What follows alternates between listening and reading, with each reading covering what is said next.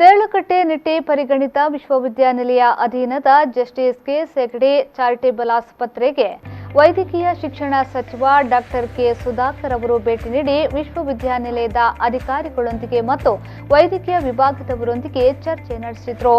Corona ತುರ್ತು ಸಂದರ್ಭದಲ್ಲಿ task force ರಚನೆಯೊಂದಿಗೆ telemedicine ಸೇವೆಯನ್ನು ಆರಂಭಿಸುವ ಮೂಲಕ ಜಸ್ಟಿಸ್ ಕೆಎಸ್ ಹೆಗ್ಡೆ ಚಾರಿಟೇಬಲ್ ಆಸ್ಪತ್ರೆ ಸಮುದಾಯದ ಆರೋಗ್ಯ ಕಾಪಾಡುವ ನಿಟ್ಟಿನಲ್ಲಿ ಕೈಗೊಂಡ ತ್ವರಿತ ನಿರ್ಧಾರಗಳು ಶ್ಲಾಘನೀಯ.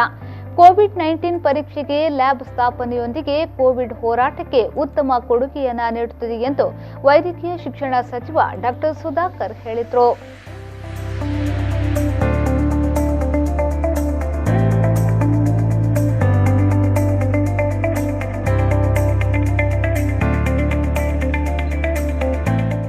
ಈ ಸಂದರ್ಭ ನಿಟ್ಟೆ ವಿಶ್ವವಿದ್ಯಾನಿಲಯದ ಸಹಕುಲಾಧಿಪತಿ ಡಾಕ್ಟರ್ ಶಾಂತರಾಮ್ ಶೆಟ್ಟಿ, ಆಡಳಿತ ಸಹಕುಲಾಧಿಪತಿ ವಿಶಾಲ್ ಹೆಗ್ಡೆ, ಕುಲಪತಿ ಡಾಕ್ಟರ್ ಸತೀಶ್ ಕುಮಾರ್ ಭಂಡಾರಿ, ಸಹಕುಲಪತಿ MS Mudithaya, registrar doctor Alpha Kulkarni ಉಪಸ್ಥಿತರಿದ್ದರು.